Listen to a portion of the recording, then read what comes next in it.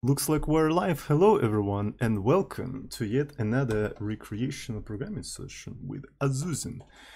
Forgive me my tracksuit, I'm just Russian. So it's a little bit cold inside, so I had to just put something that is a little bit more warm than a t-shirt. So there's also some problem with my windows, so it's a little bit cold inside. So outside, we can actually check out how much it is outside, Novosibirsk. So minus 28, it's actually a little bit warmer than it was yesterday. I think yesterday it was almost minus 40. So it's getting warmer, so which is actually quite nice. So let's make a little bit of an announcement. A red circle live on Twitch, and the question is, what are we doing today on Twitch.television website? Today we're hacking Erlang. That's right. I'm gonna give the link to where we're doing all that, twitch.tv/adsoding, and I'm gonna ping everyone who's interested in being pinged, and there we go, the stream has officially started. So today we're hacking Erlang. That's right. Does anybody know this beautiful programming language? So yeah, it's a programming language for distributed systems, right? So for concurrent distributed systems. And it's a functional programming language, right? And it has a Prolog-like syntax, right? So I've been requested to do something related to Erlang for quite some time, specifically in the form of Elixir, right? So the younger brother of Erlang is Elixir, right? Elixir. Is that a thing? Bootlin, I don't know what the fuck is Bootlin, but let's actually Google up Elixir. So here's the website to Erlang, right? So I'm gonna copy paste it in the chat, and for people on YouTube it's gonna be in the description. So an Elixir is this thing, hopefully. Yeah, okay, so it's under HTTPS. So it's basically a younger brother of Erlang, and the way they are related through the same virtual machine. Because Erlang is basically a managed programming language. It has its own virtual machine, kind of similar to Java, but the virtual machine of Erlang is different, right? So, and basically Elixir compiles to the same virtual machine, right? And by the way, it is the virtual machine I'm interested in today rather than a specific language. I want to explore the virtual machine of Erlang specifically, So here's Elixir. Like, I don't know how different they are. So for me, Elixir just looks like a Ruby clone that compiles to Beam, and Beam is the name of the virtual machine of Erlang, right? It's called Beam, and I think it is spelled like that, right? So that's probably why I'm not really that interested in Elixir, right? For me, it's just like a different thing that compiles to Beam, right? So essentially, Elixir it's a Kotlin for Erlang, right? So the original language was Java, right? So and then you have Kotlin which compiles to the same virtual machine. So it's kind of a similar situation with Elixir. Original language was Erlang, right? And Elixir is just like a different language that compiles to the same virtual machine. So yeah. Let's actually put Elixir here, also in the description, in the references. So specifically, what's going to be my goal today? I want to generate some Beam files, right? I want to generate some Beam files, and I want to try to parse them. That's right. I want to try to parse and understand the format of Beam, and maybe even find the sections where the bytecode is contained, and try to understand what is going on in that bytecode. Furthermore, if we have enough time and everything, we can try to generate that bytecode, right? So ideally, but I'm not gonna claim that I'm gonna do that on today's stream, but ideally I would like to have a small, like a stack-based programming language, like a Parse-like thingy, that compiles down to Erlang virtual machine, to the bytecode of the Erlang virtual machine. That would have been kind of cool, right? And nothing super fancy, right? Not the entirety of the port, but just an ability to do something like, you know, 34, 35 plus print, and then take this string and compile it to Beam file and then run it within the virtual machine of Erlang. That would have been kind of cool, That is something that I aspire to do today, but I'm not really sure if I'll be able to do that, right? So maybe the format of Erlang virtual machine is so complicated that we won't be able to do that. But I have a couple of interesting things that may help us to understand that format a little bit better, right? So if I knew for sure that I won't be able to do that within the stream, I would not probably start the stream in the first place. Right, so that means I know a little bit about like how we're gonna go about it. So maybe the probability is rather high, right? Otherwise, I wouldn't even start streaming. Anyways, so let's actually go ahead and try to write something in Erlang, right? So let's try to write something in Erlang. So I'm gonna even put something in here. So I don't know, Erlang hello. Right, so here's going to be this thing. And so essentially, we're going to create a file main ARL. If I'm not mistaken, the main extension for Erlang is ERL, right? So here is ERL, and Emacs actually recognized it correctly. It is in fact Erlang. So if I'm not mistaken, right, if I'm not mistaken, what you're supposed to do, you're supposed to create like a function, right? And here's the interesting thing. In terms of entry point into the Erlang program, Erlang is kind of closer to Python, rather it is close to Rust, C, C++, or any other compiled languages, right? In the sense that you just start up the environment, you just load something into the environment, and you just run that thing in the environment. And as far as if I understand correctly, there is no really standardized entry point. There's no really standardized entry point just like in Python, right? So, and if we have any professional Erlang developers in the chat, please correct me. Please let me know. I might be wrong because I'm not an Erlang developer, like at all. So, okay, so we're gonna create the function, and so this is how we define the body of the function, right? Here's the name of the function. Here is the basically parentheses where you put arguments of the functions, right? And then you put arrow, and you start actually writing the body of the function. And the body of the function, how do you write it? You write actions, right? So you write rather expressions that may have side effects, right? So you may have expression 1, then you write the next expression like separated by comma. So this is the second expression, this is the third expression, and so on and so forth. And you end your list of expressions with dot. So how Erlang evaluates your function? It evaluates an expression 1, performing any side effects that may happen within expression 1, then proceeds to evaluate an expression 2, 3, and 4, and the result of the expression 4 becomes the result of the call to the function. So it is an expression-based language, just like Erlang or a Camel or Haskell or anything like that. Right, so that's basically the syntax of Erlang, essentially. It's kind of goofy, it's kind of silly, but this is because it's based on the syntax of Prolog. It's really close to Prolog. And as far as I know, when people were developing Erlang, the first version of Erlang was essentially a library for Prolog. Then they realized that the Prolog is not really good language for this kind of stuff, right? So, and they implemented their own language, but they kind of preserved the syntax because they kind of got used to it. Right, so that's why it kind of looks like a Prolog. In Prolog, by the way, you write sort of clause like this, right? So you can have some arguments in a clause, and then you put this kind of iterator, and within the iterator you kind of also put expressions in here like that. So it's kind of similar to Prolog, and you also end, by the way, with a dot.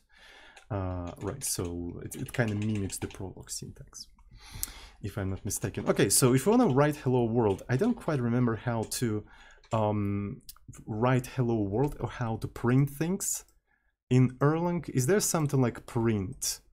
All right, so let me find Erlang hello world. There should be something like to print things. Okay, getting started, getting farted. IOF right. Okay, so you're supposed to do IOF right. All right. IOF right. And then, so as you can see, there is some sort of like a namespacing in here. Right, it has names. Oh, by the way, IO format. I kind of vaguely remember that. Yeah, that's right. IO format. Thank you, thank you.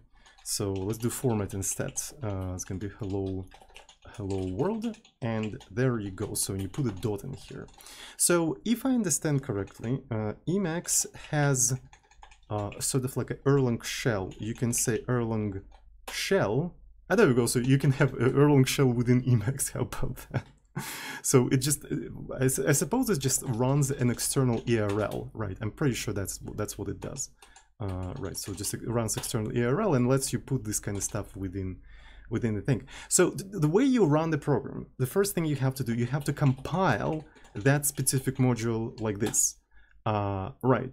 And we cannot compile this thing because there is no module definition. Yeah, so basically, first thing you need to do, you need to say within the file that you're defining module with a certain name, right? So we're going to define a module with the same name as the program, right? So it's going to be main. So the file itself is called main, and we're going to say the module is also called main. And on top of that, you have to export the list of functions that you want to, you know, make visible outside of that specific module, right?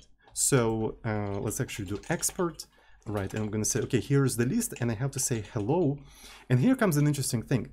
So the way you describe signatures in Erlang is kind of similar to how you do that in Prolog, right? If you never programmed in Prolog, it probably doesn't tell you anything, but it's a dynamic language, so that means it's like you do not assign types of arguments, right? But you can overload functions by the amount of arguments. So, and essentially to say that, okay, I'm referring to function that has 0 arguments, you put /0. And that means you're referring to the function hello that doesn't have any arguments. You can have another version of hello that accepts 1 argument. And if you were referring to that function specifically, you would say something like hello/1. So these are 2 different functions, right? So the format of referring to the signature of the function is name/arity. Name/arity. And if you don't know what is arity, arity is a mathematical term which means the amount of arguments in a function, right? Function f of x is the function with arity 0.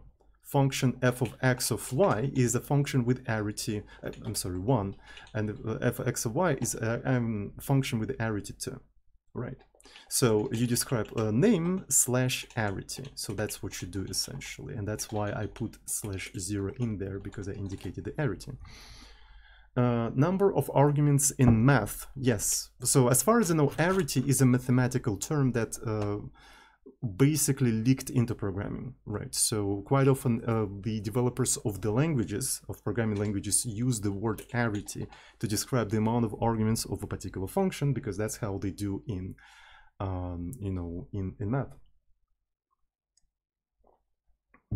So, all right. So, and essentially we defined the function, and let's try to compile this thing one more time. And as you can see, it in fact compiled, right?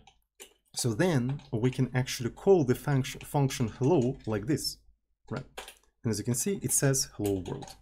So we basically compiled the Erlang file, right? And by compiling it, we created a module, beam module, and loaded it into the REPL, and now we're able to run this entire thing. So as far as I know, you can modify this entire thing like foobar, and you can just go ahead and recompile it, right? And then you can run main hello, right? And it's automatically recompiled as well.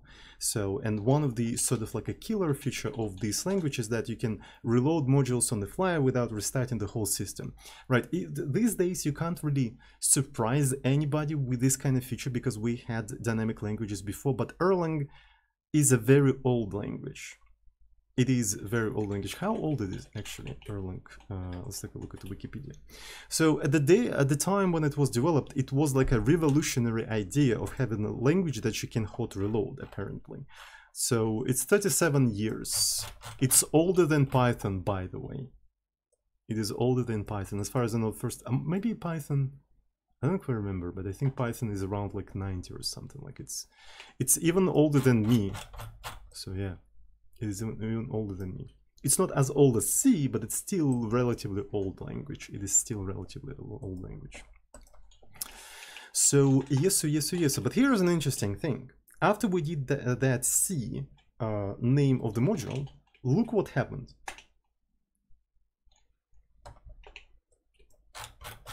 It created main.beam. And as already mentioned, Beam is the name of the virtual machine of Erlang.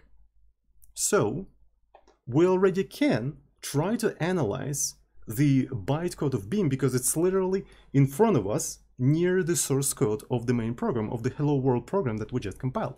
And look at the size of this thing. 660, it's not even 1 kilobyte, it's less than kilobyte. So it's not that much stuff in there to analyze. So, and that thing is already capable of producing Hello World, which is pretty cool, I think, right? So, the task of maybe creating a small compiler into the Beam file is not impossible, right? If this is how much data you need to generate to do Hello World, right? It's not that much. We can go ahead and just try to open it, this entire thing, and that already looks like something, like some sort of a format. We can already see the magic number, right? So the magic 4 bytes. So the encoding is probably horrible, but I wonder if I can make it better. Maybe not, I'm not sure if it made it better, but I tried.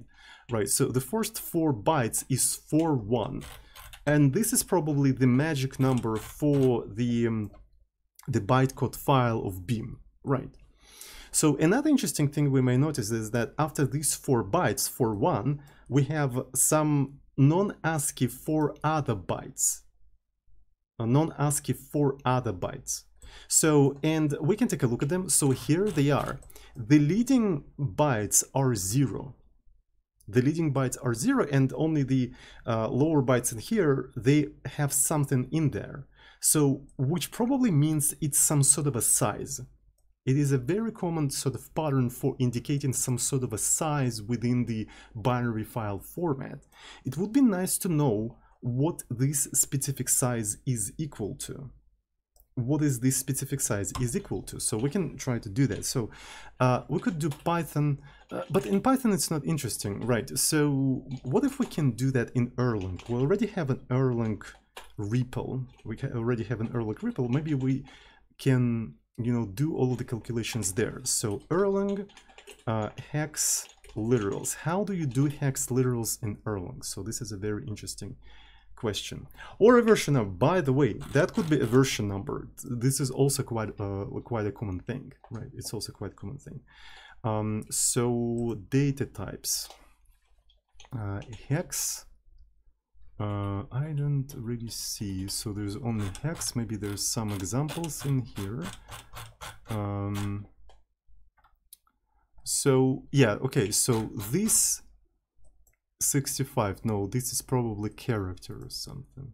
Oh, okay. So oh, this is actually kind of cool. So you can put a base like this, then hash, and then the value. So I can do something like this. Right. So FF.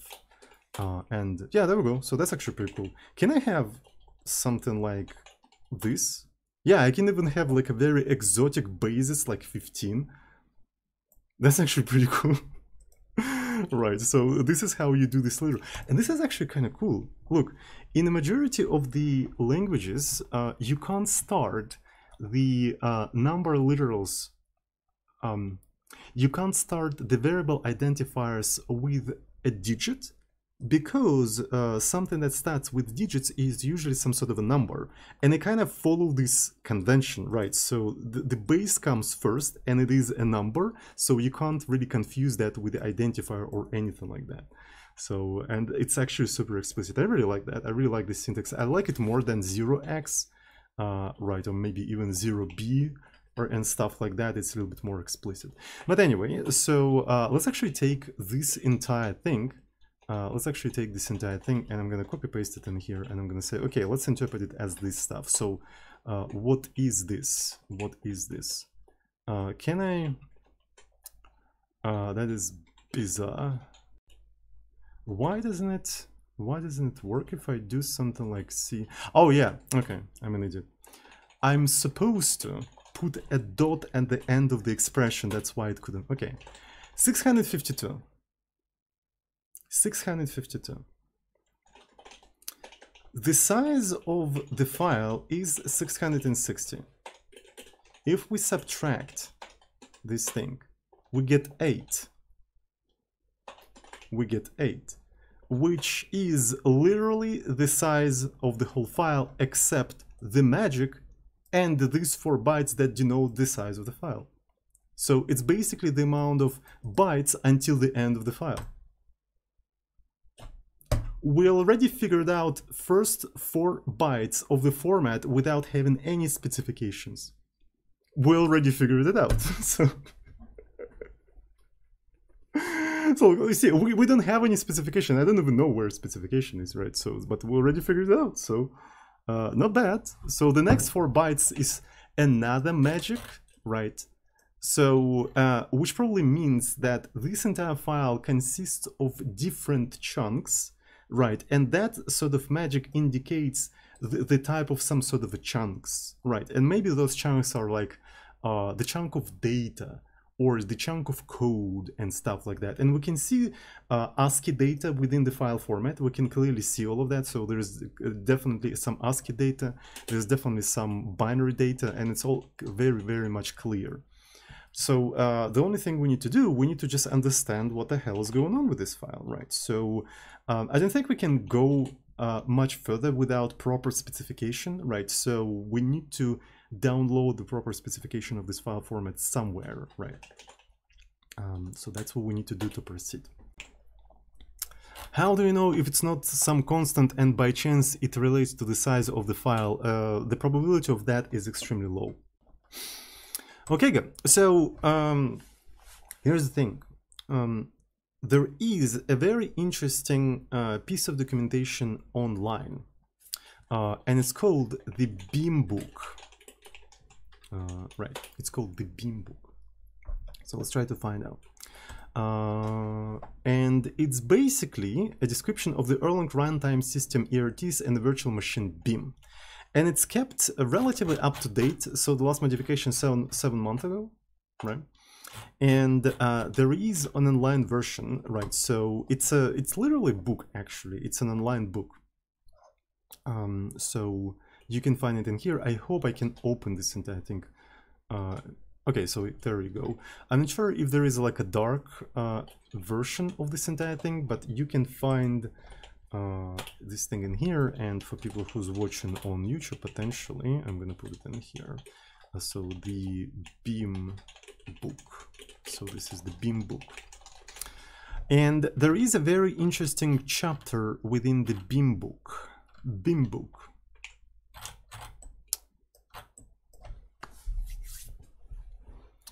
Modules and Beam file format. Sounds like exactly something we might be interested in, doesn't it? Let's find out. So, and this is actually a relatively big book, right? And it goes into the internals of how Erlang works and stuff like that. So it's pretty hardcore, I'll tell you that. So, but the section that we're interested in is modules and the Beam file format. So, and there you go, the Beam file format. So the definition source of information about the Beam file format is obviously the source code of beamlib.arl. Okay, so we can probably maybe get some stuff from here. I wonder if this thing is even available for the from the REPL. Maybe we can just load beamlib. Okay, it's a part of the standard library of OTP or whatever the fuck it is. That means that we should be able to maybe call to some of these things, but there's a lot of stuff in here, right? There's a lot of stuff in here. The Beam file format is based on the interchangeable file format with 2 small changes. We'll get to those shortly. Okay, whatever. So Beam uses the type Beam. A Beam file header has the following layout. Doesn't it look familiar?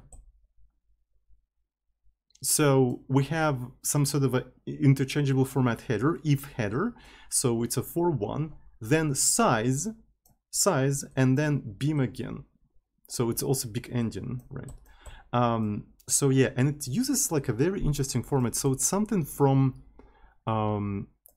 Erlang itself, right? So these kind of things in Erlang, they indicate some sort of like a byte arrays, if I'm not mistaken. So Erlang is actually capable, quite capable of parsing binary formats. It has syntax and facilities to parse binary formats. So we can actually Google that. Erlang byte arrays, I think that's how they call it. Does anybody know?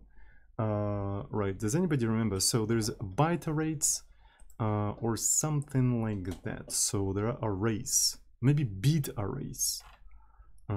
So here are arrays, but the thing with the bit strings, yeah, I think it's bit strings. Thank you so much. X not famous. Thank you. So let's actually Google up bit strings. So because I think that feature that is used in the book is a bit strings. I think that's what. Yeah, there we go. So it uses this, you know, triangular brackets. It uses these triangular brackets. So we can read about, a little bit more about that. I never really used that feature, but since the book is using it, so we probably need to be able to know this kind of thing. So the complete specification of the bit syntax is a reference manual. In Erlang, a bin, so they call it a bin, is used for constructing binaries and matching binary parents. Imagine a language having facilities to match binary patterns. So a bin is written in the following syntax. So the triangular brackets, expression 1, expression 2, separated by commas, and yeah, so you have n expressions in here. A bin is a low-level sequence of bits or bytes. The purpose of a bin is to enable construction of binaries. Right, so you can construct a new binary like that. All elements must be bound or match binary. So you can then, if you have some sort of a binary, you can match it and sort of parse it. So that's pretty cool, isn't it? So here bin is bound and elements are bound and bound. Yeah, examples. So a binary can be constructed from set of constants or string literals. So let's actually see how we can do that. We can do something like 69. 420 is probably not going to work because it's more than a byte. But it kind of worked out, right? It kind of worked out anyway. So if I do just for 420, so yeah, so this is ASCII, but then what is exactly 420? So that's really interesting. So this thing should have actually turned into several bytes then, right, into like 2 bytes. One of the things we can do, we can actually try to print f this entire thing and take a look at xxd, and in fact it's actually 3 bytes. All right. It's actually 3 bytes. So if I put something in here that is bigger than 255, it's going to be basically 2 bytes. Right. So here I defined 3 bytes, not 2. Very interesting. Very interesting, actually. So, and in here I can also use like strings and whatnot, right? So if I do something like ABC, there we go. What's funny is that, what if I put like UTF-8 in here, right? Cyrillic, for instance. That's kind of funny, like, why did it turn out to be like that? Maybe it doesn't really fully understand the Cyrillic, but yeah. Okay. Right, so, and you can convert like binary to list and list to binary and stuff like that. So similarly, a binary can be constructed from a set of bound variables, right? So you have A, B, and C, and then you provide like a colon in here. This gives a binary size 4, right? So I suppose you specify like amount of bits that should be taken by that specific variable, if I'm not mistaken. And if we take a look at this thing, okay, so this one is interesting. So this starts to make sense now. This starts to make sense, right? So this is probably the name of the variable. This is the size, the amount of, I don't know why it is it 4, right? If we specify the amount of bits, it has to be 32, right? It's 4/unit8. I don't know why it is like that, but yeah, there we go. So that defines somehow 4 bytes. And what is big? Oh, big is probably endianness. Yeah. So they say that's a big endianness. You can also specify the endianness if you want to match it. That is actually a very powerful language for parsing binary formats, right? So you can say, okay, so here is 32 bits, bind it to this specific variable, bind it to these specific variables, and interpret it as a big endian like that. What the fuck? So this is actually quite surprising, right? This is actually quite surprising. So, and this language was developed for telecom applications, right? By AT&T, Ericsson. It was developed by Ericsson for telecom applications, right? And I suppose a lot of formats that are used in there, they are binary formats. So that's probably why it has all of these powerful facilities to match all of these things. Okay, I do understand these things. So this is basically the size of this variable in bits, and then this is the endianness, right? But if we put unit in the place of endianness, what is that supposed to mean? And why can you actually say 8 in here? Like, what is this additional thing? This, like, I do not fully understand that, right? I do not fully understand that. It's kind of weird. So let me see. So maybe there is additional things. Okay, so these are like the sizes. So it's actually a lot. Look at that. So holy fuck, look at that. You basically receive some sort of a datagram, right, from UDP or something like that. And then you can do case, pattern match it, and you can pattern match it against this huge pattern. And you can extract the IP version, HLN, or something like that. And because it's within the case, if it doesn't match, you can try to match it against something else. Yo, what the fuck? And this is the language from 80s. Oh, well, this is a good idea actually. Yeah, 4 by 8 is 32. So that's basically what's going on here, right? So you have 8 nibbles, right? So that is a really bizarre way of describing that, but I mean, maybe that's exactly what you want to do in here. So it expresses some sort of an intent that I do not fully understand, but that's fine. Okay. So lexical note, segments. Okay. So we have value, size, type specified list, whatever that is. Type specified list. Okay, so this is very interesting. They even have this example in here. Right, so you have x /little signed integer or unit. It's like one of those, or maybe it's like a list of the things that you can have in here. It's a little endian, signed, integer, and unit. And unit is the unit size is given as unit integer. Literally, the allowed range is from 100 to it is multiplied by the size specified to give the effective size of the segment. Aha! So essentially you can provide the second size only if the type list contains unit.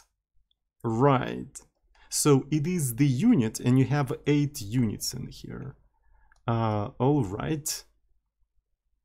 So that's the element has total size bits and it contains a signed integer little endian order. Okay, so that is needed to express some sort of an intent in here. Right, it's needed. Maybe the actual unit here is 8, right? The actual unit here is 8 bytes and you have 4 units with the size 8. Okay, I finally understand what this means. I finally understand what they were trying to say. You have 4 units of the size 8. Right, and unit is basically the character. Now I fully understand this pattern. This is actually quite cool. Yeah, that's super cool actually. So what the fuck? After the header, multiple chunks can be found. After the header, multiple chunks can be found. There we go. That's exactly what I was talking about, right? So it feels like maybe it consists of several chunks and stuff like that. Right, several chunks and stuff like that. And the chunks have different types. Code, atom, string T, lit T, and so on and so forth. There we go. So, and it's usually 4 characters, as you can see. So we can even take a look at what we have in there, right? We can take a look at what we have in there. Yeah, so we have for 1, the size of the file and beam, and then we have at U8. I have no idea what is at U8, and they don't really mention at U8 in here, right? So it's somewhere in a dot dot dot, right? It's somewhere in a dot dot dot. This file format prepends all areas with the size of the following area, making it easy to parse the file directly while reading it from disk. Yeah, so this is actually quite cool. So it makes it super easy. You know precisely the size of the header, so you can read only the header, right? You can read only the header, and then you can read the rest of the things. You can read the rest of the thing, or you can read the fixed size of the chunk,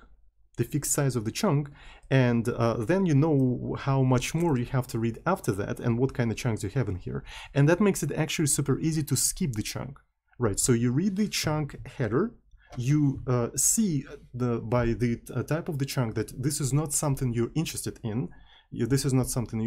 So you know exactly how much you have to skip, because it's in the size of the chunk, so you know exactly how much you have to skip, so it's just like whatever. So you can basically like sort of stream read the format. Or maybe like if the file is so small, right, so it's not that big of a file, you can read it as the whole into the memory and then skip it. But maybe at the time when this thing was developed, right, so in 80s the amount of memory was actually limited, right, so the amount of memory was actually limited, and because of that they would not read the whole file into the memory, right? So maybe they would just like read it like by chunks and skip some of the chunks to not to waste too much memory. Not enough memory to read the whole file, crazy. I mean, what was the memory sizes in 80s? So it's the language from 1986. What were the RAM sizes back then? I don't know. Like, I was not born back then, so I was born in 90s, not in 80s. And to be fair, in 90s I didn't even know what is a computer. I only got computer in zeros. 4 megabytes, 640 kilobytes was in the future. I think it's too much for 80s, right? But I don't know, maybe. Anyway, 640 kilobytes is enough for everyone, exactly. So the file format prepends all the area with the size, the following, making it easy to parse the file directly while reading from disk. Yeah, to illustrate the structure and the content of the bin files, we'll write a small program that extracts all the chunks from the bin file. So you can, Erlang is capable of parsing itself. All right. For memory my figures 82 to 84, 1 kilobyte. So it's around, well, I mean, that's actually pretty good. I think you can fit relatively big programs in memory. Right. But I'm not 100% sure. So obviously, 600 bytes, it's basically hello world. The programs that are written in Erlang, especially the ones that are used in telecom applications, they're probably very complicated, right? They could be quite big, right? So, I don't know. It's kind of difficult to speculate on that. So anyway, okay, apparently reading a file from, like in Erlang is as easy as this. So you can just read it. Okay, so, and as you can see, like this is tuple. In curly braces, you denote a tuple, kind of similar to how you denote the bit string with triangular brackets, right? So you denote tuples with curly braces, right? And tuple is a classical tuple like in functional languages, right? So let's actually try to do something like this. 1, 2, 3. So there you go. This is in fact a tuple. Right, and reading from a file returns you a tuple of OK and file. Here is an interesting thing. You might notice that they use symbols with capital letter and a small letter interchangeably, right? This is because whatever starts with a capital letter is an actual variable. It is an actual variable. Whatever starts with a small letter is not a variable. It's a symbol. It's an actual value. It is an actual value. And a symbol is similar to how you have symbols in Lisp. Right. So essentially, if I try to do something like this, it will tell you, okay, or your mom. Your mom is a valid expression in Erlang. it is a valid expression in Erlang. But if you capitalize your mom, right, so it will say that there is no such variable. Variable your mom is unbound. You have to bind your mom first, right? You have to say something like 69, and only then, right, after your mom has been bound, you can say you can refer to this specific variable, right? So you can do symbolic computations with this language, right? So it's similar to Lisp. And essentially, if you manage to read the file successfully, it will return you a symbol OK. If you couldn't read the file, it will probably return you a different symbol, right? So in this specific case, you probably can treat them as enumerations or something like that. We can try to read the file and see what's going to happen. Right, so let's actually try to read that beam file that we got. I think it's kind of interesting. So we're going to do main beam, right? And what do we get? We got symbol OK and the bit string that we were talking about. There you go. So, and you can start pattern matching it, right? And in here, as you can see, we're first reading this entire thing and then pattern matching it with this bit string pattern, but we could actually insert it in here and pattern match it simultaneously. Right, you can do that. I'm really curious what's going to happen if you try to provide something that doesn't exist. Right, it returns error, right, but it still returns the tuple of 2 elements. It still returns tuple of 2 elements, which means that you can actually do a very interesting way of handling this kind of stuff, right? So let's actually read, right, you can do something like this, and then you can do case of OK content and just start handling it, right? So to do, and I think you have to, yeah. So then in case of an error, right, you can maybe print that error. So you see, this is the reason why it returns you, you know, stuff like that. So it makes it easy to pattern match by a successful operation and then by an operation that failed. Right. At least this is how I understand it. I don't remember how to close the case, by the way. I don't remember how to close the case. Who remembers how to close the case? Erlang switch case. Right. This, you have to put something like end. It doesn't automatically do this thing. So case statements. So let's actually Google that. So the case of, right, but so that means you have to not put this thing as the, yeah, there we go. So this is how you close this specific thing. But what's interesting is that if you do the way they do that in here, right, if you do the way they do that in here, if you won't be able to read the file, this particular pattern just won't match, so it's going to be a runtime error, right? So the case didn't match. Somebody says ESAC. I don't think it's the case. It's in Bash, right? It's a Bash thing, not Erlang thing, but yeah. So yeah, there we go. So far so good, so far all of that kind of makes sense, doesn't it?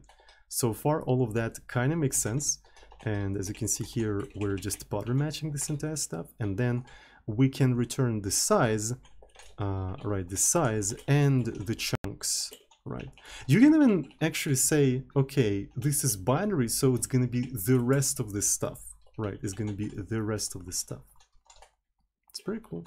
So we can even specify like a file name as a parameter in here. So, right, and we can even export this thing like that. So as you can see, I'm indicating that read has 1 argument, right? So that's why I put 1 in here. So we can try to now go ahead and recompile this specific module, right? So C main.erl. Right, and it works fine, right? So this is hello, and the module is actually able to read itself, right? So if I do something like that, as you can see, there's no such function. There's no function read/0 because we didn't provide any argument, right? So, but there is a read where that accepts the file path, right? So we can provide main.beam. There we go, and we got this specific thing. So the size is bigger, right? So the size is already bigger because now the module contains, right? The module contains this specific function, Right, so the module contains this specific function, so it's now bigger. It's kind of funny, actually. So cool. What if I provide something that doesn't exist, right? So that means this parent matching is not gonna, you know, pass. Exception, no matching of the right-hand side, error no entry, right? So no entry. And to be fair, this is a completely unreadable error, honestly.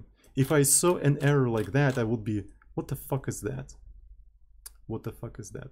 Though it does provide the location where it happened, and if this is a common way of handling errors, right, in Erlang, you can kind of guess what's going on in here, right? If you see error and no end, you may kind of quickly guess, oh, somebody's trying to read the file at that specific place. Let's actually go there and inspect, and there you go. So we couldn't read the file, but honestly, it would be better if it would just print something more readable.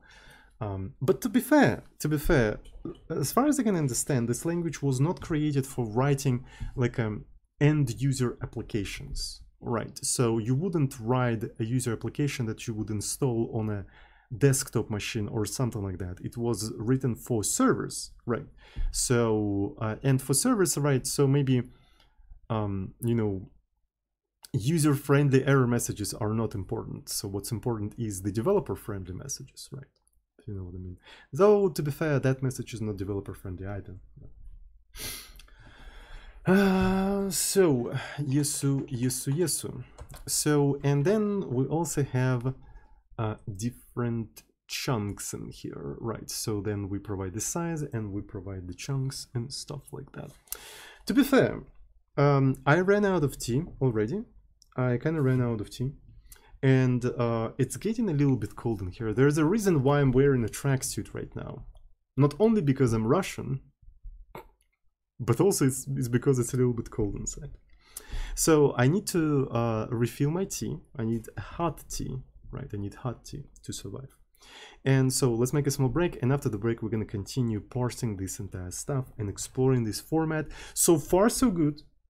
I'm really glad that I'm learning something interesting, something new. And like apparently I discovered a pretty cool language for parsing binary formats that I may use in the future for something else. This is not a bad idea. So having something like that in your toolbox is actually super useful. I mean, it's just like parsing binary shit in Erlang is kind of pleasant, honestly. It's like, yeah, I can see myself using that outside of today's stream just to quickly parse some binary format. Like, it's easier than in C, right? So Erlang is more suitable for parsing binary formats than C, honestly. It's quite surprising. It's actually quite surprising. Didn't expect that.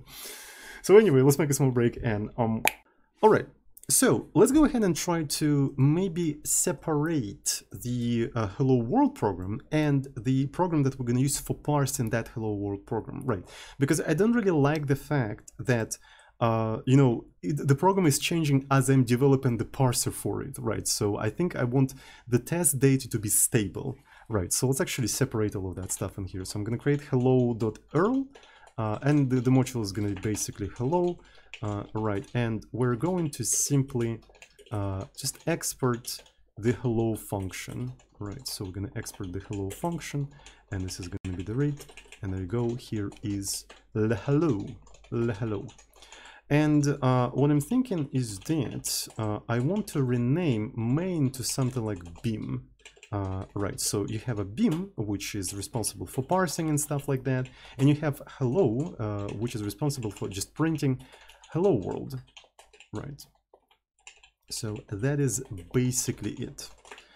And in the beam, we only import that, export that, and in hello, we only export that. Okay, so let's go into the Erlang thingy, and I'm gonna compile. By the way, I wonder if I can do Control-C, Control-L. Usually there is a convention in Emacs extensions that if you press Control-C, Control-L, it automatically loads the thing, but that didn't really work properly, so I don't know how that's supposed to work. Control-C, Control-L in this specific case just opens the REPL, but it doesn't really reload the module. I wonder if there is something like erlang-compile. Okay, there is a function called erlang-compile. Let's actually see what it does. erlang-compile. Right, so what's the function does?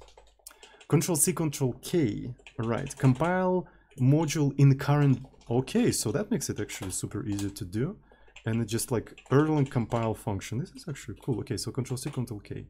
All right, look at that. It literally called C, a compile function for me. Right, and it called it in a very verbose way, with a full path and with setting output to the same path. That is a very verbose way of doing that, but I mean, if it worked out, why not? I mean, not bad. It's actually pretty cool. So that means now I can do hello, hello like this, and it works. And then I can change something like hello sailor, Control-C, Control that, and then boom, it works. Then back, recompile, and I can be super effective. I can be super effective with my Erlang application. Isn't that poggers, my dudes? I think it is in fact poggers. Anyway, so I'm sorry. I can also recompile this entire thing. Main, oh yeah, let's actually call this thing beam. Beam read, and we're gonna be reading actually hello hello beam, and we managed to read this entire thing. And this thing is actually quite, it's really bigger than original hello world, surprisingly. Let me actually remove this thing. Why is this thing bigger though? Because I don't think, yeah, it's kind of weird, but that's fine. Anyway, so the next thing they do in here, right, the next thing they do, they actually read the chunks. They have a function that reads the chunks. And they pass the chunks in here, and what they do is that they match each individual variable in here separately, name, character by character, N-A-M-E, which makes me question why they do that. That doesn't make any freaking sense to me, but okay. So one of the things I can try to do, I can do read chunks, and just literally match this entire stuff like that, name, right? Right, and what I'm gonna do, I'm gonna literally return whatever we manage to match in here, right? So, and I'm gonna do read chunks, right? Read chunks, and yeah, maybe I should call it read file, but I mean, I already have a different name for this entire thing. Okay, so in function, no function close matching read chunks. That is very interesting. Is that because I defined this function after? Is that the reason? What if I define it like this and then try to do that? No. That is bizarre, honestly. Doesn't make any sense to me. So let me double check that I'm calling this function correctly. Yeah, I am calling this function. Pattern match. So, oh, pattern match the rest. Yeah, thank you so much. So let's actually do it like that. Yeah, so you're right, tail binary, because they have this, yeah. So by just saying name, I said it has to be exactly 4 bytes, but this is not true. I need to have some sort of a tail in here. You're right, that makes sense. So here, let's actually try to extract that. And tail is unused. And I wonder, can I say underscore like so? Yeah, that's an interesting way to do that, right? So ignore the rest of the binary things. Okay, so let's try to run that. And we've got this kind of stuff, right? We've got this kind of stuff. I wonder if I can convert this kind of stuff to maybe a string. That would have been interesting actually, but don't quite remember how to do that. Don't quite remember. So I suppose there was a function that allowed me to do that. I remember toString. Binary to list. can I have binary to string?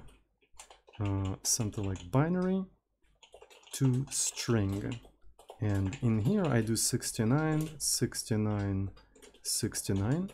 And there is no such thing, unfortunately. There's no such thing. Erlang binary to string. There should be something like that. Because there is a binary to string, which in our, to list, which in our case, oh, wait. String is a list. Strings are list. Okay. Right.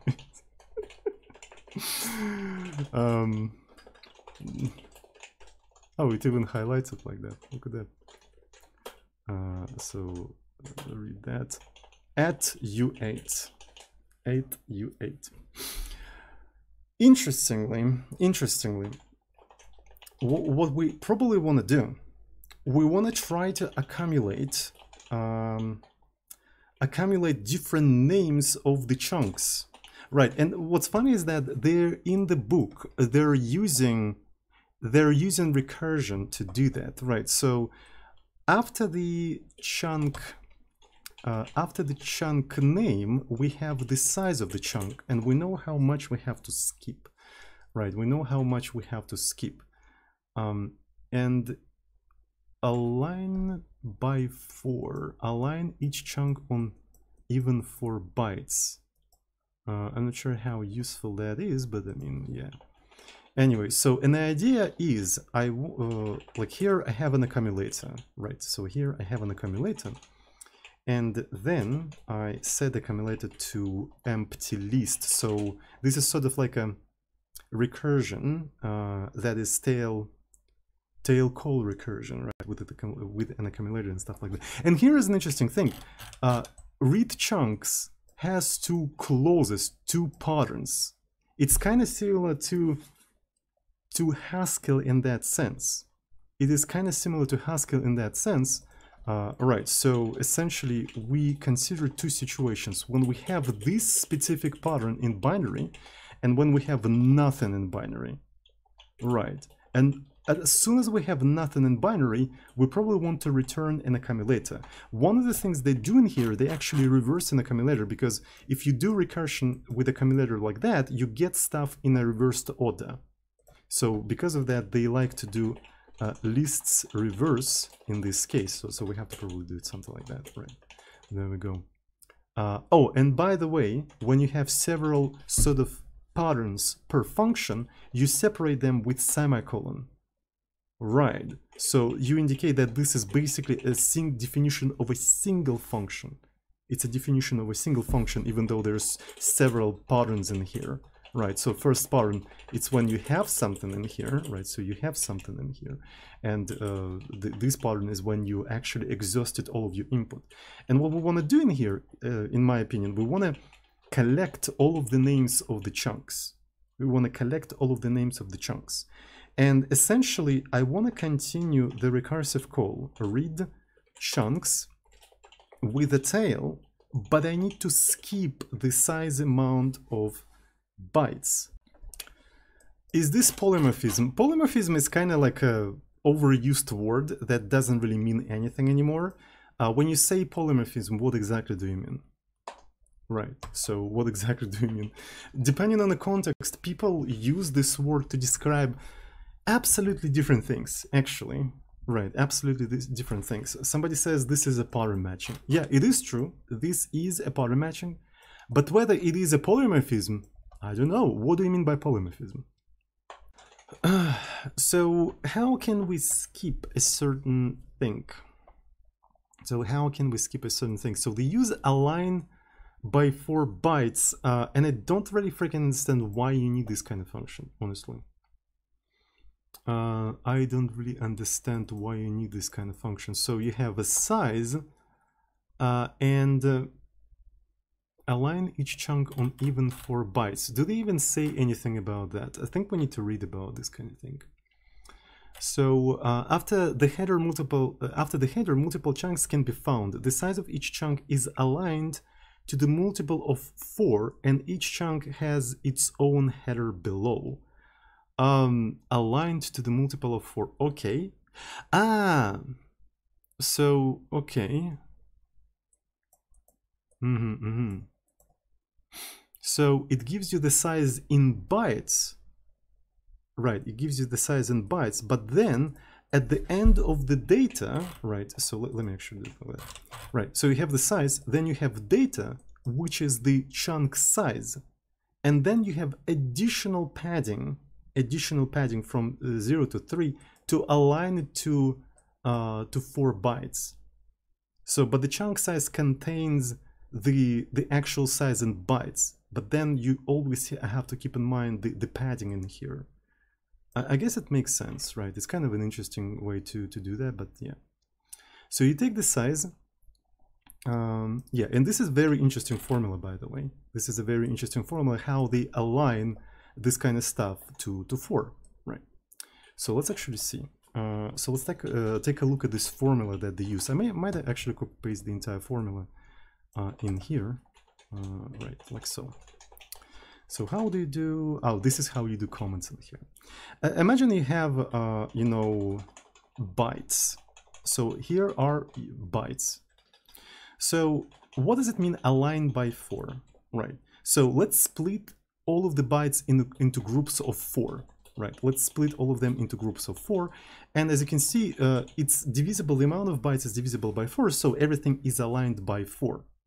So if you have like this amount of bytes, this thing is not aligned by 4, the amount of bytes is not divisible by 4. To align it by 4, you need to pad it with additional zeros, so the total amount actually divisible by 4. This is how you align it. So, but here is an interesting thing. You are given the amount of A's, but you are not given the size of the padding. You know the amount of A's, but you don't know the full amount in here, including the padding. How can you figure it out? How can you figure it out? So here is an interesting thing. If you divide this amount of A's by 4 using integer division, you get 1, 2, 3, 4. The result is going to be 4, and this sort of small tail is going to be lost. This small tail is going to be lost, right? So if you have n and you divide it by 4, you will only get 4 chunks, excluding the tail. To get the size of the tail, you have to use the mod operation, or maybe %. How do you do the mod in Erlang? Erlang mod operation. Mod operation, modular. So how do you do modular or remainder in Erlang? It's called remainder. Okay, so you have to do rem. But in many programming languages like C, JavaScript, Python, doesn't matter, it's usually %. You probably have seen a % operator. It's basically the operator that gives you this tail, so-called remainder, right? It gives you this sort of thing. So if you just do integer division, you get all of these things without remainder, the amount of these groups without the remainder, and then by doing rem, you get the size of this thing. So that's basically the difference between diff and rem. Okay, but you want to figure out the size of the whole thing, right? But you know only the size of this thing. What do you want to do? So notice how the first thing they do in here, they add +3. They add +3. So let's actually consider several situations. The first situation is everything is aligned by 4. If you add 3, you basically turn this entire thing into that. After that, you divide it by 4, so you basically get rid of this thing and you get precisely 4 of them, right? You didn't have anything in here and you did the separation and it went back to normal. The next situation, it's when you have this thing in here. You add 3, effectively turning it into that. You divide by 4, you get the full thing, So you get exactly what you want. Right. Another situation, it's when you have two of them. You add 3, right, and you get extra 1 in here. You divide by 4, and you get rid of that remainder. You get what you want. Right, so essentially the only situation when you're not gonna get this additional thing is when everything is already aligned. That is why they add 4 minus 1 in here. They add 4 minus 1 in here.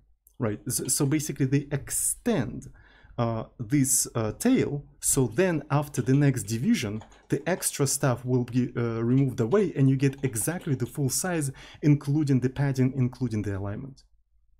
That's why it is like that. That's how they do alignment by 4. So, and usually here is not really 3, it's 4 minus 1. And you can even say, you can even generalize this entire thing. If you want to align by some other number m, you can put that m in here, like so. That's how you align by any sort of number. That's how you align by any sort of number. So, there we go. So that's basically how it works. It's basically how this entire thing works. But in our case, the function already says align by 4, so we're gonna keep it like that. So yeah, it's a little bit involved, but it's more about knowing the fundamental operation of division. There is nothing specific to computing or programming in here, honestly. This is the this requires just understanding how the division operation works. Which, to be fair, looking at the current state of the educational system in many countries, could be too much to ask from people, to be fair, right? How many people who basically got out of the high school really truly understand how division works? Right, like intuitively, not on the level of memorizing that stuff and like some tables and stuff like that, but actually intuitively understanding a division, the operation of division. Not that many people, right? I had to teach myself. Same, Mohad, same. Seriously, even for me, when I came out of school, I still didn't fully understand division until I started to do a lot of competitive programming, and that kind of helped me to intuitively understand division. It kind of helped me to intuitively understand division, right? So, and my intuitive understanding of division is actually basically thinking about groups of things and basically thinking about things and dividing them into groups, right? Essentially, if you have like a bunch of A's, right, and you want to divide a bunch of A's by, for instance, 5, right? You want to divide them by 5. What that means? What does it mean to divide this bunch of A's by 5? You divide them into groups of 5s. 1, 2, 3, 4, 5. This is the first group, right? This is another group. This is another group. This is another group. This is another group. And this is the last group. And then you count how many groups you've got. You've got 6 of them. So the operation of division of all of these A's, let's actually call n, the amount of A's is n, divided by 5 is equal to 6. It is equal to 6. And the remainder of the operation of division is 2. So the stuff that didn't fit into the bucket of 5, it didn't fit into the bucket of 5, so the remainder, division of 5, is 2. So this is how I intuitively understand division.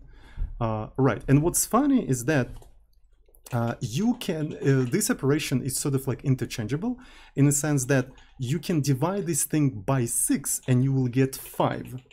Right, so let's actually go and divide this entire stuff by 6, like so. It's going to be 6.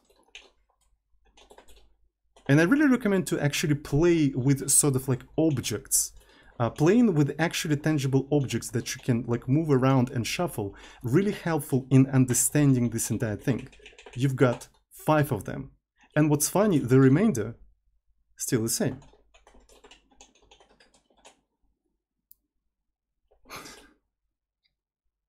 So, I think the problem is that people quite often are ashamed to explore such a basic fundamental things with such childish basic notions, right? So I'm basically explaining division right now with apples and pears.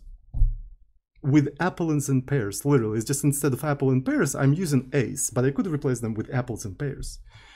I feel like we should not be ashamed go back to elementary school and start talking about basic arithmetic operations like that. The fact that people are ashamed to do that is kind of the reason why we can't, like, why we see grown-up people who do not understand division. Because this kind of stuff literally had to be explained with apple and pears, even for adults. And there's nothing to be ashamed of. I'm thinking about division in terms of apples and pears myself, and I'm not ashamed of that. So, yeah, I think it's important. If we're gonna stay ashamed, we're gonna stay uneducated. Right. And what's funny is that I worked at a company where we had a system administrator, like old school system administrator, and he needed to set up cron to do a periodic thing. But to properly come up with a formula, he needed to do mod, and he couldn't understand mod. He came out to me and just basically asked, like, here's the formula I googled up on the internet. It uses mod and stuff like that. I literally can't understand mod. He was actually older than me, like by 10 years or something. I literally started to explain him the division and mod operation like this. He understood it perfectly. Like after 20 minutes of just showing him this, he understood it perfectly, and he never came back to me with this question, and he configured everything perfectly. He just needed like a 20 minutes of quick explanation on the level of apples and pears. And now he can do like periodic operations in cron and stuff like that. So, yeah. And it's fine. It's fine. And the reason why we got into that point is not because he's dumb or anything. He's actually extremely smart. The educational system sucks. The educational system fucking sucks. So yeah, okay then. So we got that. So let's take a look at what's the next thing we need to do. So we managed to align things in here. So we've got the size. One of the things, I really apologize that I keep switching between bright thing and a dark thing, right? So there is no way to put like a dark mode in there. Okay, so people keep telling me, where is the... Okay, people keep telling me to install Dark Reader. Let's install Dark Reader. I don't know. So the last time I installed Dark Reader, it actually made all of the websites slower for me. So, and I just like uninstalled it. The internet is already too slow for me as it is, and just like making it slower is not helping. It's not really helping. So is it enabled already? So it's already on. Okay, so we're already in dark mode. So maybe one of the things I'll have to do in here is to refresh the website. Ah, there we go. Is that better? And we lost the anchor. We kind of lost the anchor. Is that better now? Is that better? Maybe. Okay, so yeah. So then one of the things we're doing here is we're matching this size, the potential size in here. So we got the name, we already did that. So chunk length, and we just align by 4, right? We're aligning the size by 4, and we get the actual length in here. We get the actual length, and the funny, in this size. This is actually kind of cool. In defining the size of the patterns, you can also use a variable. So you have a variable that matches the content, and then the size can also be a variable. So then you can just, you know, chop it like that. That is actually super cool. So we can say that, okay, so the content of the chunk, and here is the size of the chunk, and it's a binary. And I suppose if you put binary in here, it's gonna be in bytes, not really in bits, but in bytes. Right, and then you say here is the rest also in binary, right? The rest in binary, and this is the tail, right? So there we go, you've got a tail. And here we are just collecting, so they are collecting like all of the chunks in here, but what I want to do is only maybe collect the names and the sizes, right? So do we collect unaligned size, which is actually a good idea, I think. Which is actually a good idea. So let me put rest in here, all right, and in here. So concatenation of a thing is done through this sort of operator. It's done through this operator. So this is gonna be name, right?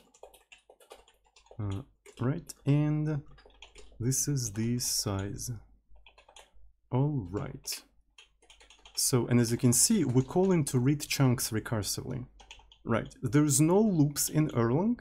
There is no loops in Erlang. So you're using recursion, tail call recursion, right? So you give a bunch of bytes to this thing. We pattern match them, right? So we extract the name of the chunk, the size, and the rest of the things. We align the size of the chunk by 4 bytes, getting the actual size in bytes.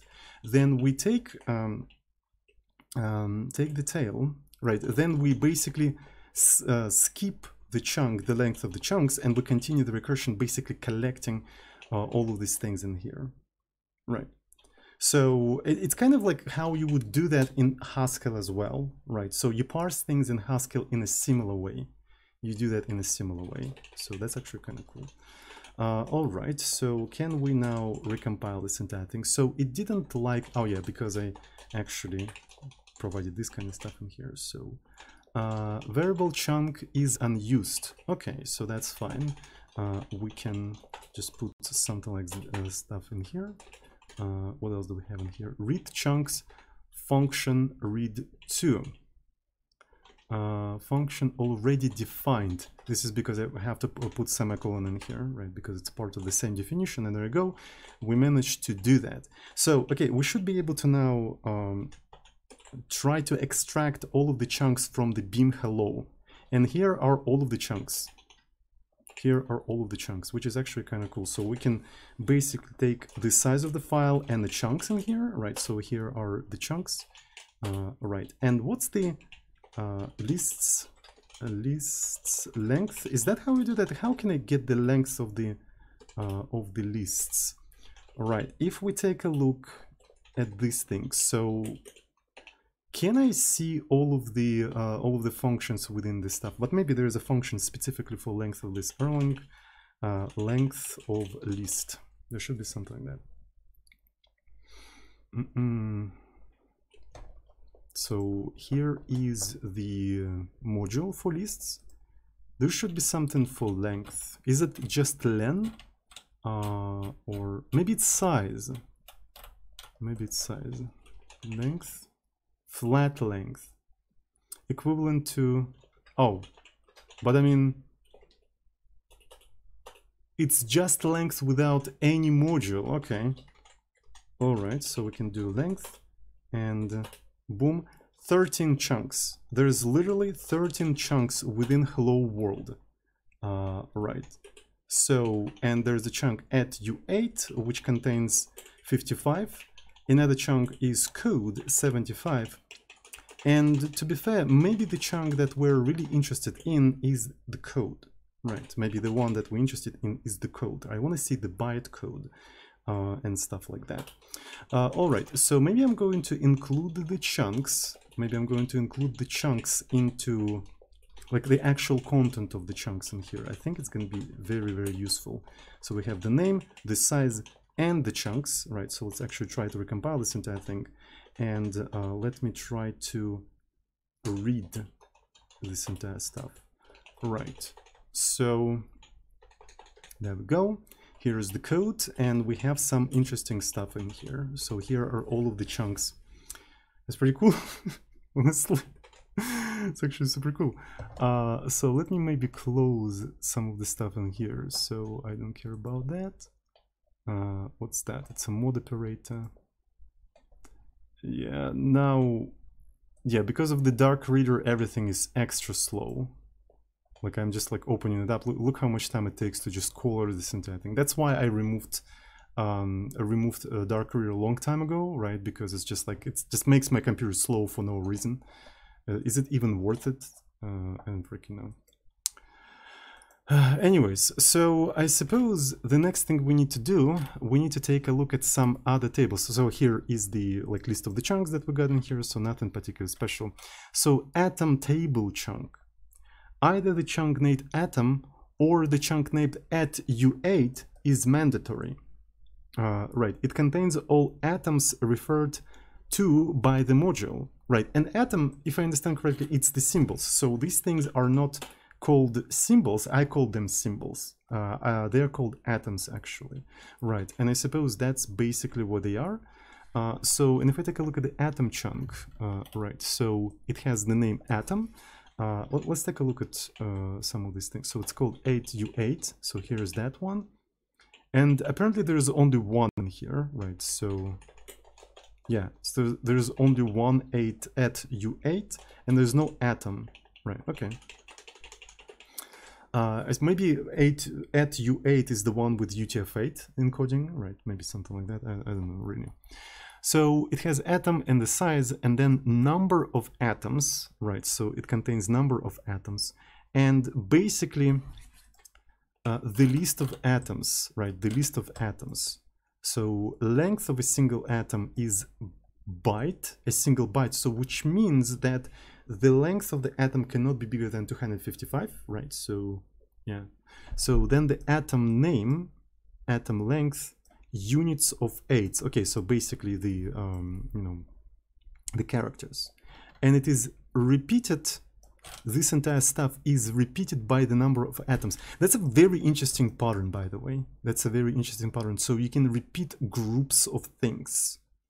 You can effectively repeat groups of things, but when you pattern match this entire thing, is it somehow going to bind to a single like list variable or something like that? I'm not really sure actually.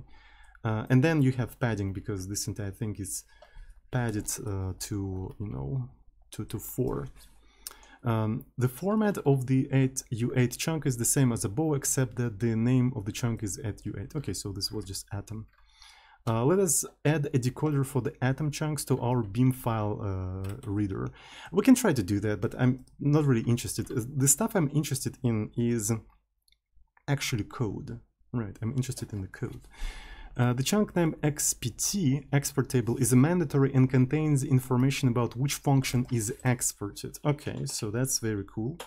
All right, so essentially here we have exports, and that's probably what they are. Right, so that's probably what they are. That's pretty cool. Export table chunk, import table chunk. So I suppose another thing you can do in here, you can also import things, right, from different places. Import table is mandatory in this information, but which functions are imported? So if we take a look at all of these things, you have the atoms, you have the code, imports and exports. Lit is probably literals, right, string literals and stuff like that. So loc is some sort of location, attributes, additional attributes, line type, maybe like additional system information. So the most interesting one for me, to be fair, is still code, right? So it is still code, and I would like to explore it a little bit more.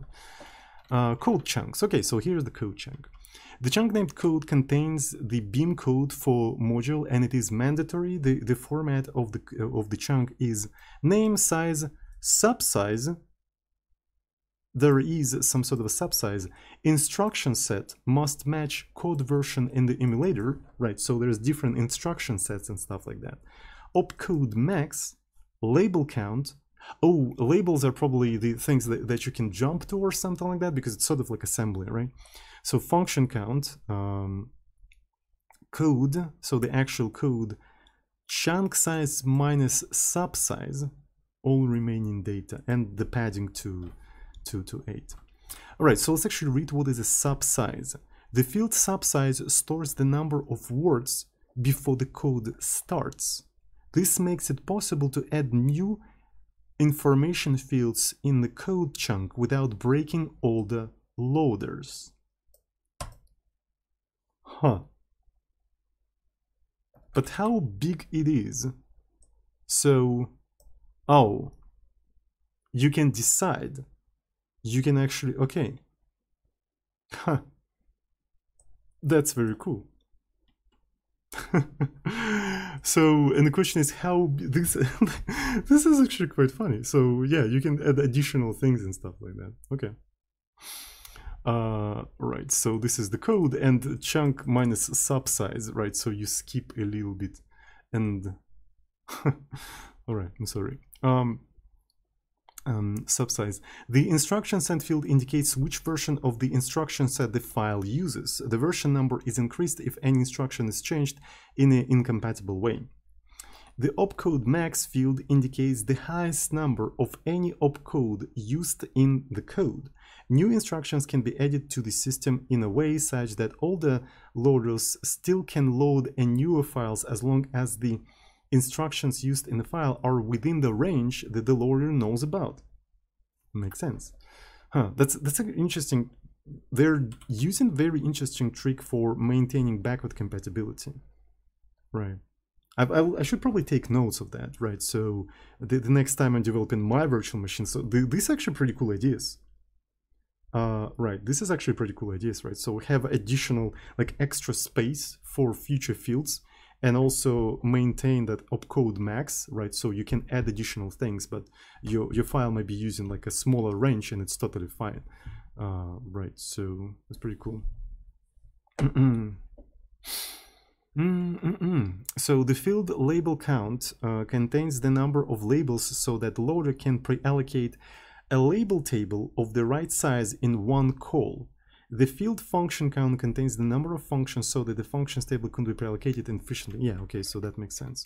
The code field contains instructions chained together where each instruction has the following format. The instruction code 1 bytes, beam asm encode argument, and repeat arity. Okay, so it's a single instruction. Okay, you have a single instruction, you have an argument, a bunch of arguments, the arity arguments encoded in a certain way for beam asm. Okay, that is very interesting. Okay, here arity is hard-coded in a table which is generated from the ops tab by gen ops script when the emulator is built from the source. Okay, that's fine. The encoding produced by beam asm encode is explained below compact term encoding section. Okay, that is, so they have a special encoding of the arguments. They have a special encoding of the arguments for each individual opcode. We can parse out the code chunk by adding the following code to our program. Okay, that makes sense. Oof. Oof, oof, oof. That is very, very interesting, isn't it? That's very, very interesting. So I would like to work on parsing the chunk, but first I need to actually get the chunk somehow. I need to filter that chunk out of the list of chunks, right? So let's actually do the following thing. I'm going to do size chunks, and I'm gonna just load the beam file, right? So here's the bunch of chunks, and I keep, okay, so this is hello, and the size, so this is the chunks, and this is the size. Oh, why it didn't actually rebind them? All right, so no match right hand side. Oh shit, because the size and chunks are already bound variables, so you can't rebind them. Fuck.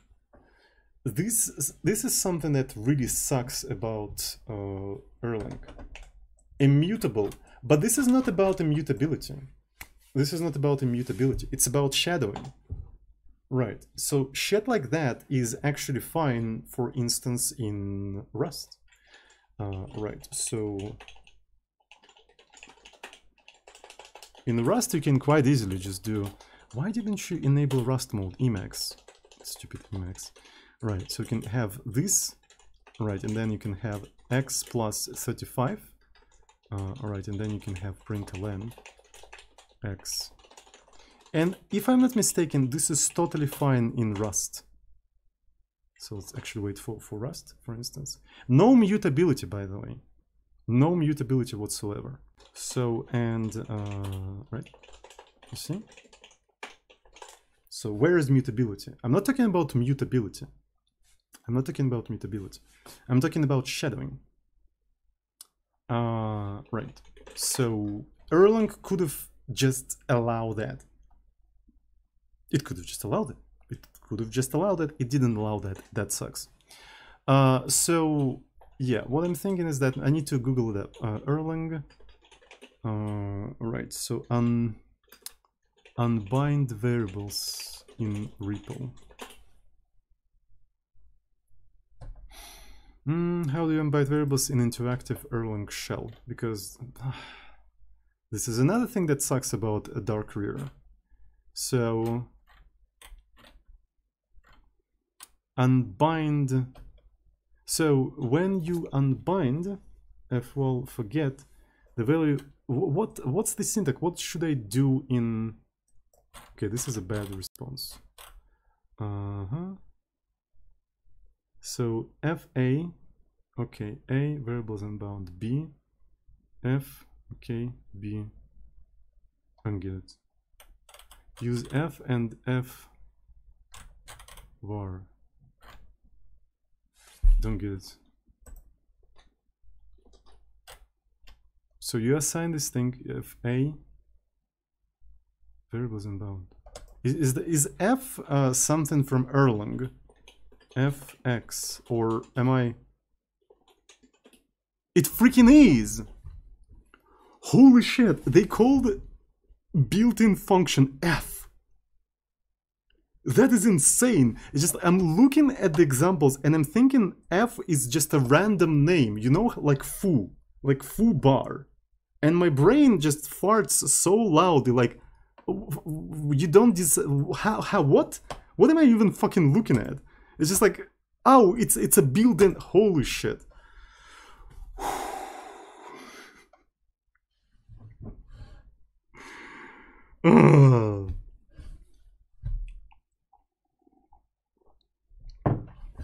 Good one, Erlang, good one. All right. So we have size, and that's totally fine. Okay, let me see. So we have chunks. And here are the chunks. So let me see what can we do to filter out things. So this is that. I don't really care about that stuff. So I'm interested about the filter. Holy shit, that is so freaking slow. Filter, we provide the predicate and we also provide the other stuff. So here is an element. So why does it do T? Why does it do T? This is such a weird signature. What I would expect. What is dot dot? What is colon? Is that like a type? Yeah, I suppose it's okay. It's a type. So even though it's dynamically typed, there is some sort of like a type annotations in this sort of style. Even though I didn't think it's a proper syntax of Erlang, but in any case, so we can do lists, filter, and the predicate comes first. And how do I do the functions? So can I do fun x, and let's say it returns true, right? And the boolean is either true or false, right?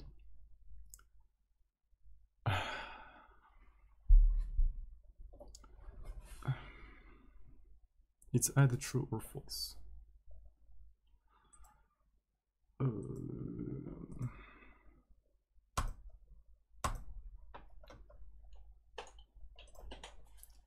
I'm sorry, I just like can't. Dark Reader, this is literally the reason why I didn't install Dark Reader. Right, the next time somebody asks me, Zozin, just install Dark Reader? No. Fucking no. Sorry. Okay, so it's either true or false. It's literally like a symbol. Right, it's literally like a symbol. Right, so it's gonna be true, and we'll probably have to put dot in here, and there was like a problem with the syntax. Do I have to put and in here? Right, so, okay. What I need to do,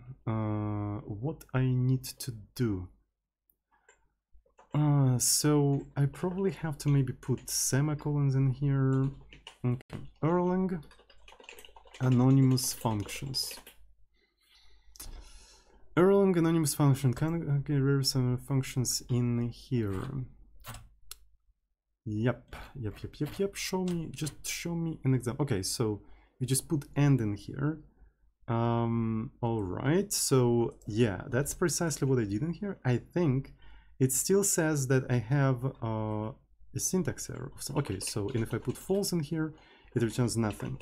So, and essentially, what I want to do is basically if name, right? So here we have name, right? And we can say that the name is equal to code, right? Is that how you do this kind of stuff? I wonder. So no function close matching, which is bullshit, because one of them is actually the size. No matching of the right hand side. This has to be equals. Can I, okay, there we go. We found the code. Right. So this is how we can find the code. We can just filter out and we can get only the code. Right. So, and essentially we can just have code in here, the size that we don't care, and the basically the code chunk. Right. We can assign it like that. No matching, right? Well, I mean, it's inside of the list, and we got the code in here. All right, there we go. So here is the binary of the code itself. The binary of the code itself. Right. So, and we can start parsing that specific thing.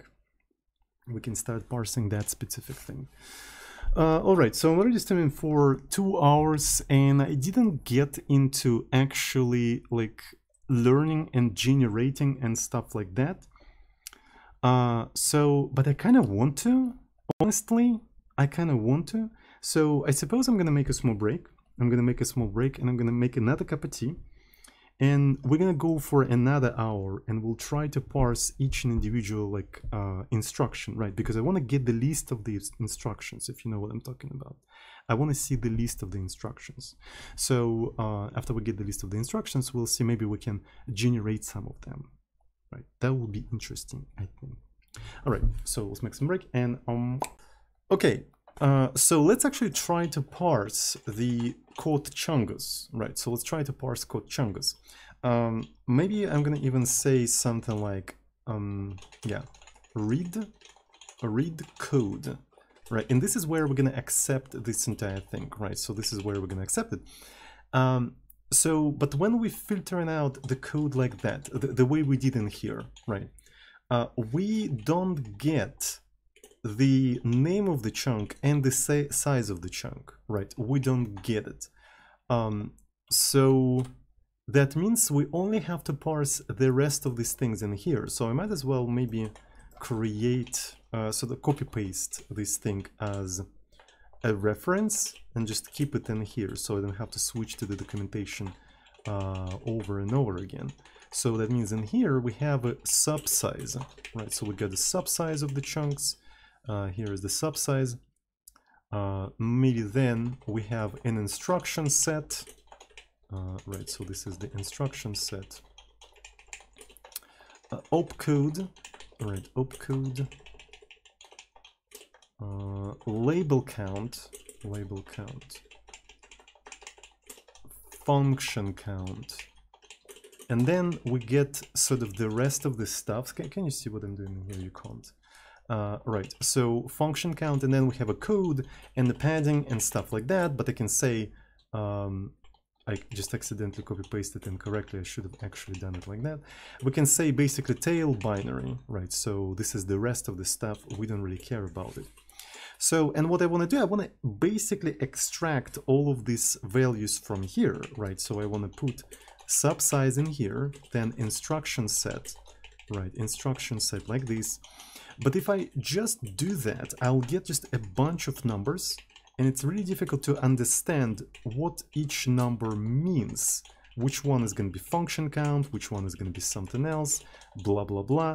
Right, so we need some sort of like a table associative array or whatnot, if you know what I'm talking about.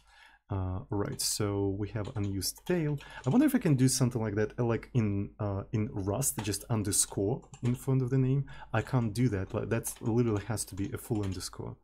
Right.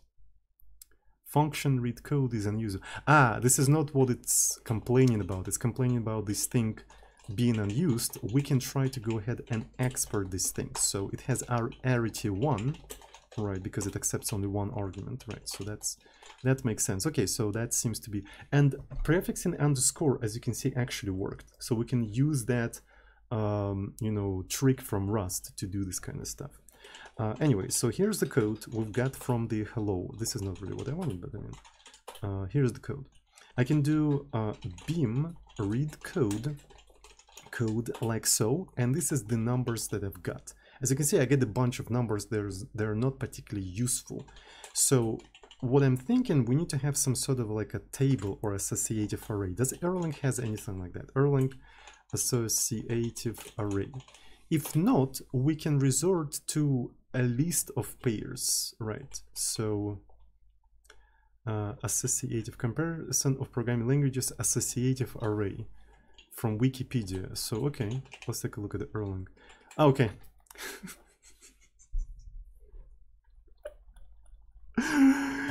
Literally the list of pairs, literally the thing I said. And they even have helper functions that to find the things with. Okay, that is so funny. It's freaking hilarious. Anyways, so okay, essentially what we can do in here is just something like this. I wonder if we could automate some of that stuff, but I don't think we can easily do that.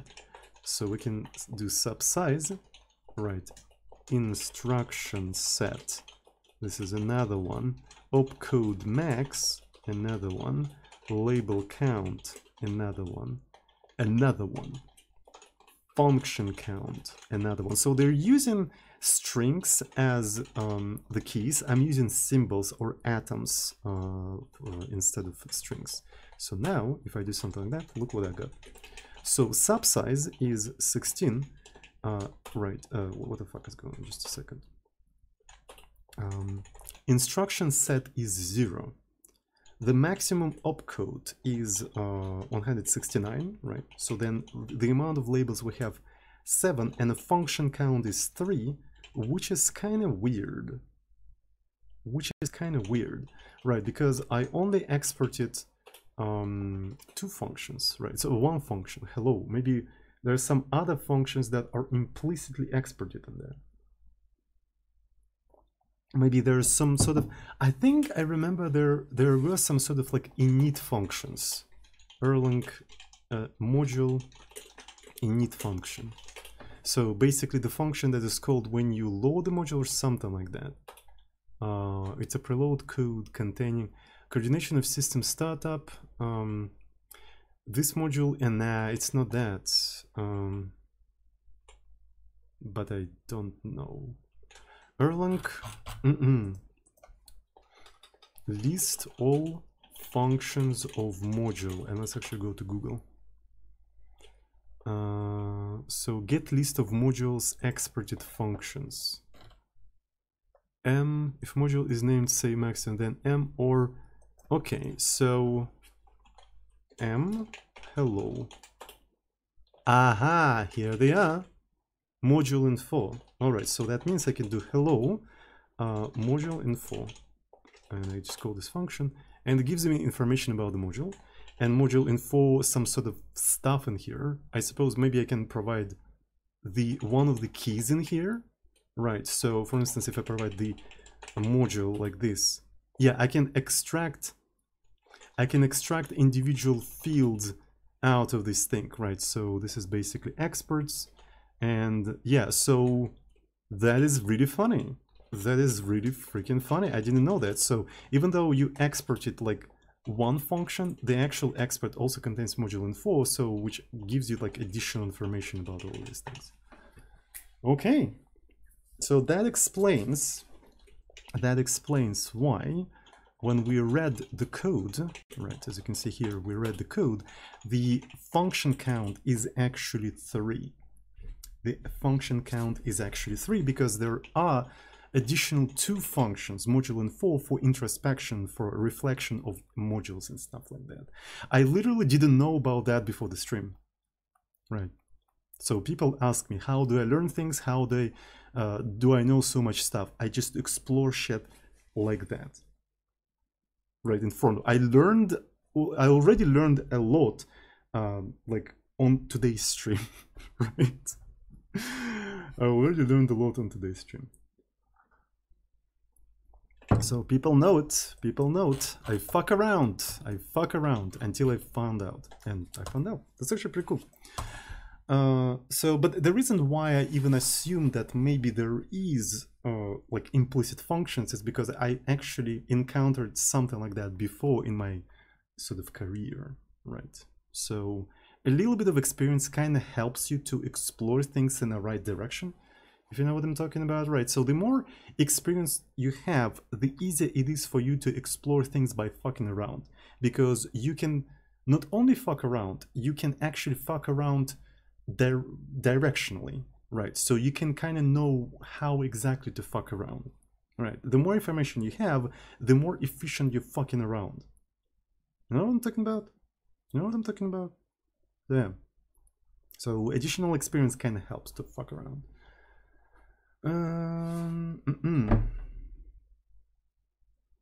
More information, more good you fuck. That's a good way to put it, I suppose. Anyways. Okay, good.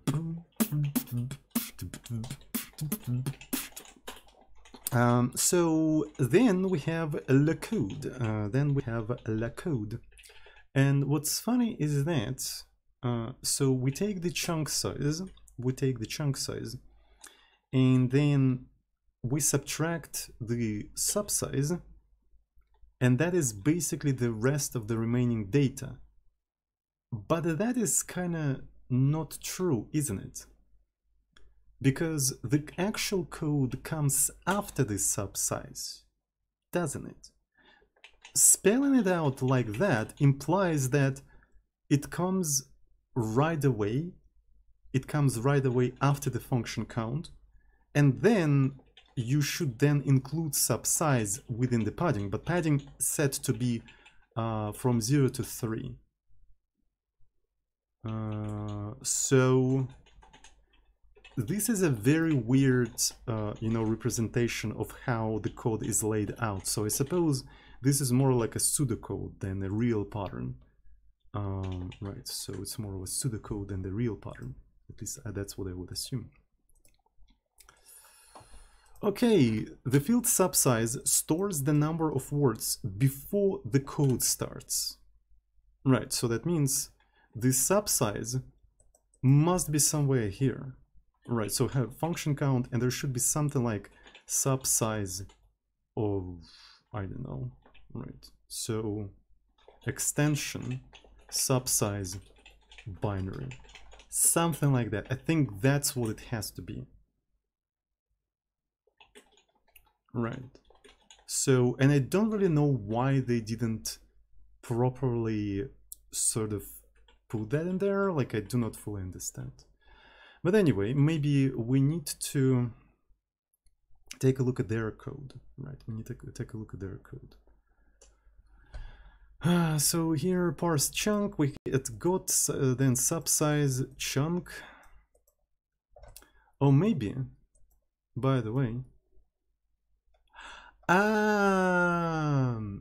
Okay. It's that size probably includes all of these things, right? So in our case, the subsize was 16, right? So, and what do we have in here? We have 4 32-bit values. I mean, I don't need Python. I don't know why I reached to Python. Right, where's my stuff? 4 multiplied by 4. 16. So SubSize tells us the size of this thing. That is really funny, actually. That is really funny. So SubSize is the size of this table of meta information about the code. And that's why there is no additional padding in here. You know what I'm talking about? So that's why. But we still kind of need to take that into account, right? So, because maybe in the future, right, our loader is going to encounter like new version, right? So, and there are additional fields in here. So what we have to do, we have to just read all of that information, right? All of that information and just skip the subsize of things. Right. So that's probably what we have to do. That kind of makes sense. Interestingly, what I think is that we can even go further and just match only 16. Right, essentially, if we encounter anything that is not 16, right, we can say we can't load that code. We just can't load that code. We can do something like that. That would have been interesting. That would have been interesting. Funny enough, how they implemented, they actually take the code. Ooh, they've done a very funny thing, actually. They've done a very funny thing. They accept the list of different chunks. The list of different chunks. So their parse chunks function can basically accept all of the chunks that we extracted from the file. Okay, that is a very interesting way of doing that. That is really funny way of doing that. I really like that. So they have parse chunks, and if you encounter a chunk that you're aware of, you parse it and transform it to something else. If you encounter a chunk that you don't know yet, we just leave it as it is. We simply leave it as it is. So none of that is sparse. That is a very good way of approaching that. I really like this book. I really like this book. I think I want to read it more. Right. It's just like I'm looking at one chapter, and one chapter is actually contains a lot of like useful information, and the code is organized in a really nice way. So you can just like learn a lot from it. And I really like that. I really like that. So that's already better than what I'm trying to come up with, right? So as you can see here, they read the chunks, right? So they read the chunks, and in here, right? So we just do that. Do they parse the chunks afterwards? They don't really parse them, right? It's sort of like a separate function. And do they use them anywhere? Parse chunks. Aha, so they actually, yeah, okay, I see. So they read the chunks and then they parse the chunks. That makes a lot of sense. Okay, so maybe we should do the same thing, honestly. I think it's kind of cool. I think it is in fact kind of cool. So parse the chunks. Parse the chunks.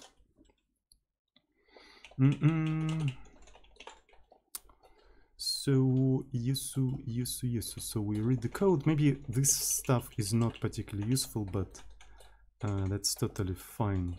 So parse chunks, and what we accept in here, we accept a single chunk and then the rest of these chunks. So we can even do something like this. Okay, so if we encounter an empty list, we just transform it into an empty list, not in particular. It's funny how Emacs automatically supports that. It's really funny. I can try to do that again. Look at that. Parse chunks, right? Boom. Okay. Boom. The next one, the next part. Can your mousepad do that? Can your mousepad do that? I don't fucking think so.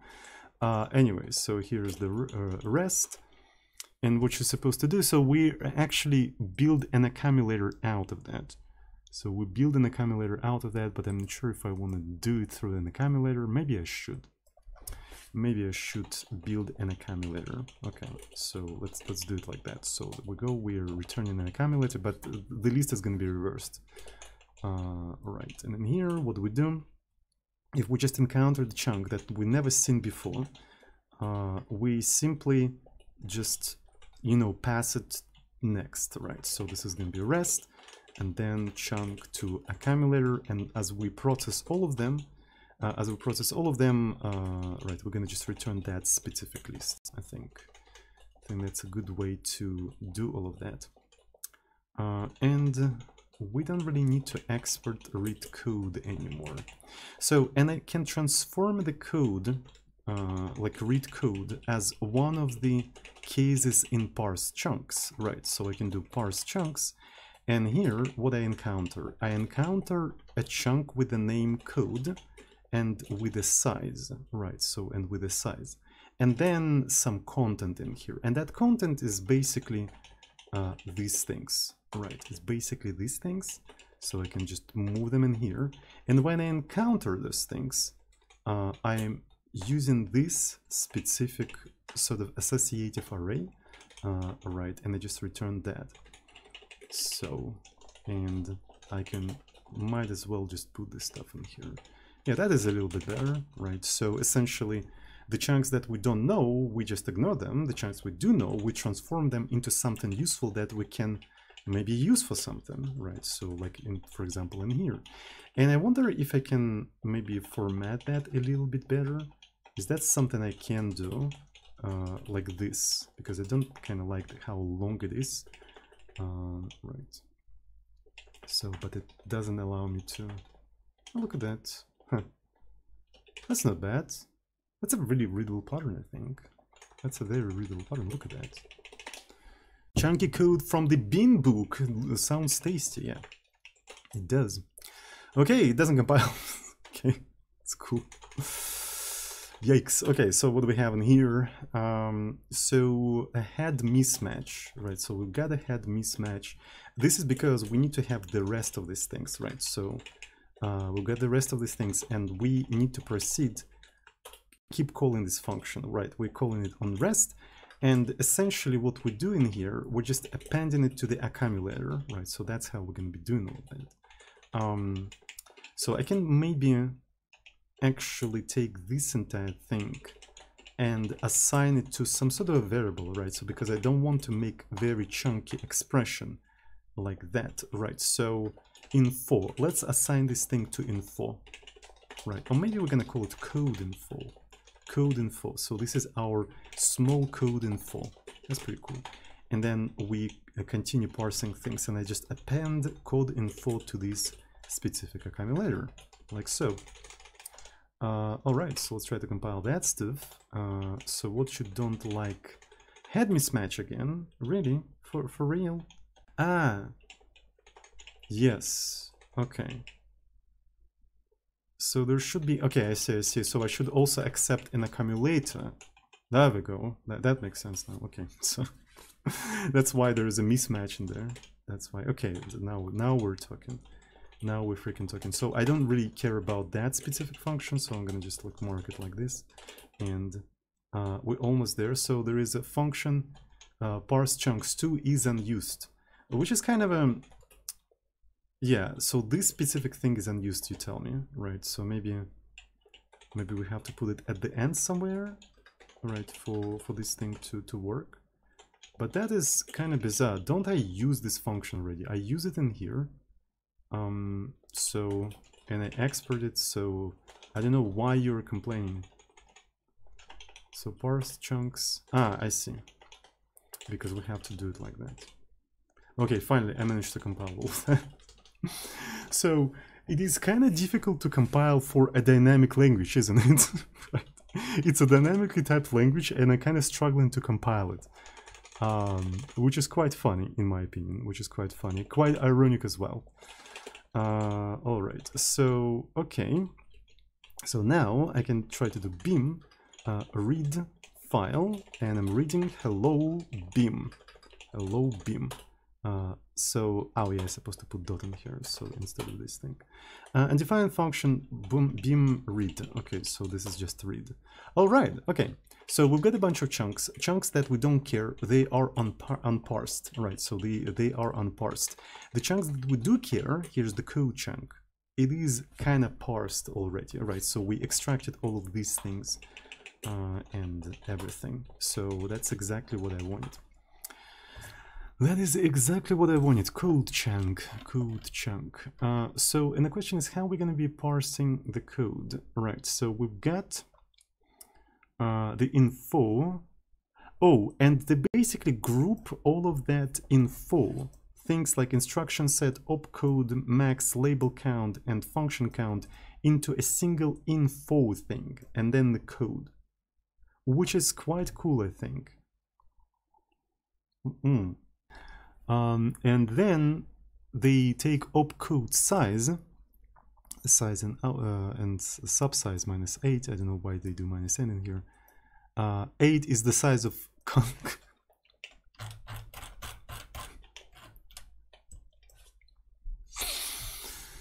Okay. Conc size. What the fuck is erlang for real, yeah. So it's basically 8 is the size of the chunk size and the SubSize. Okay. So here is the opcodes.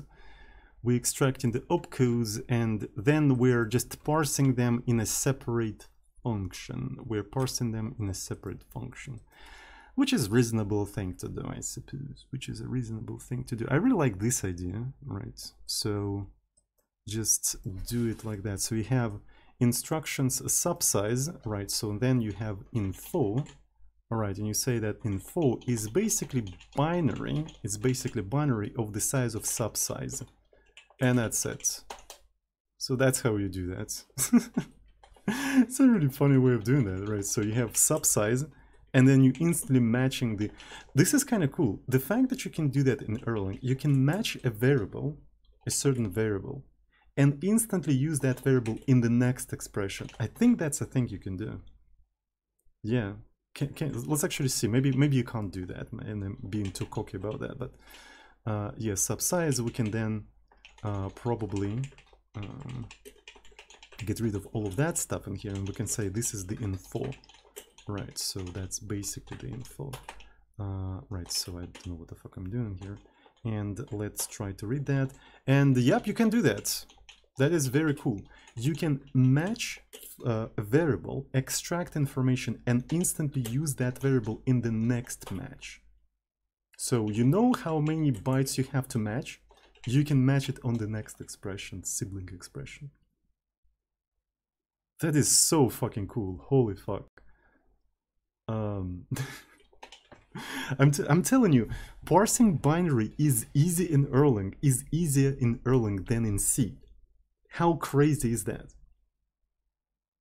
So after the info, we basically, I suppose, we get the code, right? So we get the code, right? So that's what we can do. But personally, I don't like that they call that thing a code, right?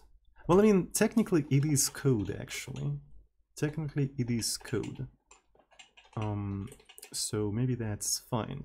So the next thing they do, size, SubSize, and 8. So we can just take that. Still do not fully understand how that works. Right, so this is the full size of the whole chunk, right? It's the full size of the whole chunk, and it does include the SubSize, right? Okay, that's probably why they do it like that. I personally would like to do it like this, maybe, to emphasize. Right, so we're subtracting the size of the info, right? So the SubSize, the size of the info, and also the size of the SubSize field, right? Because size does include, like, it includes everything in here. It literally includes everything here, so that's why it is like that. And after that, we're just parsing out the code, right? So Here's the opcode size. We get opcodes, and then we get a line, binary, and stuff like that. So, and maybe we can just do opcodes. So opcodes,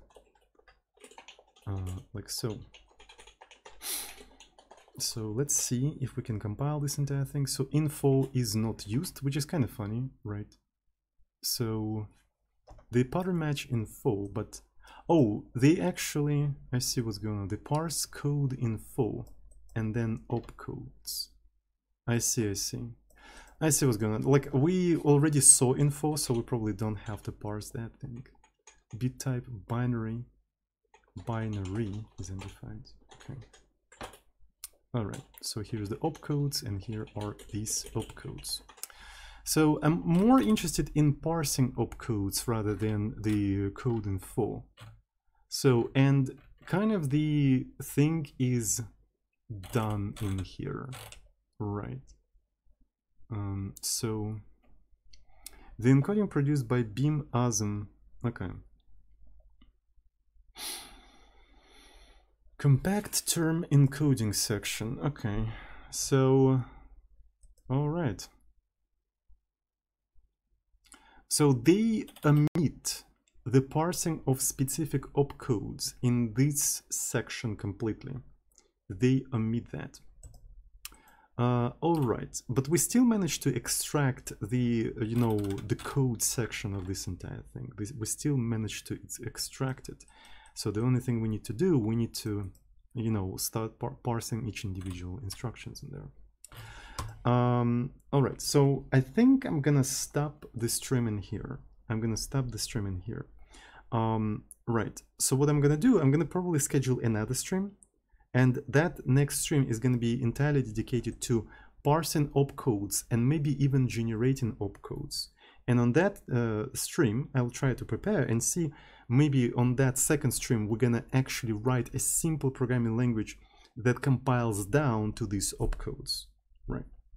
So today's stream was dedicated to exploring the beam format, and I think we did it quite successfully. We also learned enough Erlang to do that efficiently, right? So I think it was extremely educational, right? So I wouldn't say that today's stream was a failure. It was actually a win, right? We learned a lot of stuff in here, right? So, and I can see myself using Erlang in the future for just parsing binary shit. It's actually very convenient, right? So yeah, that was pretty cool. I guess that's it for today. Thanks everyone who's watching right now. I really appreciate that. Have a good one, and I see you on the next recreation programming session, where we're gonna continue exploring the format of Beam and hopefully maybe create a simple language that compiles down to this entire format. The ultimate win is going to be creating a Beam file out of our custom language and then just loading it with Erlang REPL, running it, and it will say something that we said in the original language. That would have been an ultimate win, I think. We'll see how it goes. Okay. Thanks everyone. I love you all. Mwah!